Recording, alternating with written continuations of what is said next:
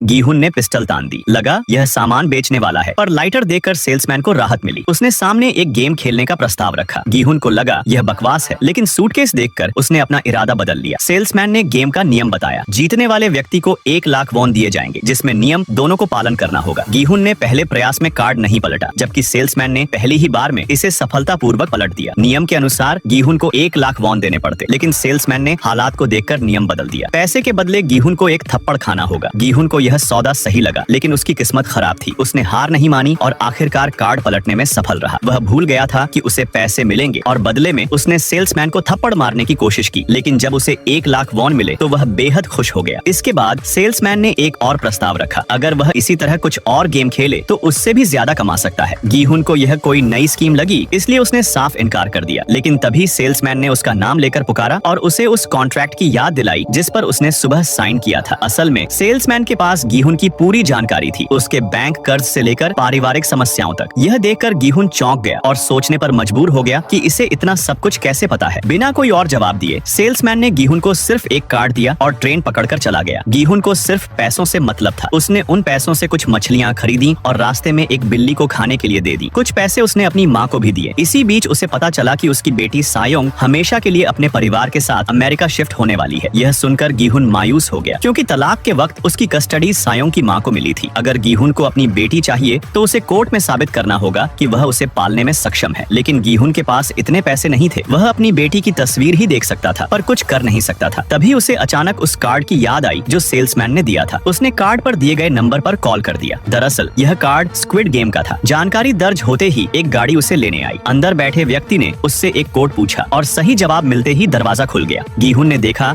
कि अंदर कुछ लोग बेहोश पड़े थे। उसे लगा कि वे सो रहे हैं, लेकिन तभी एक गैस छोड़ी गई जिससे वह भी बेहोश हो गया। जब उसकी आंखें खुली तो वह खुद को स्क्विड गेम के मैदान में पाया।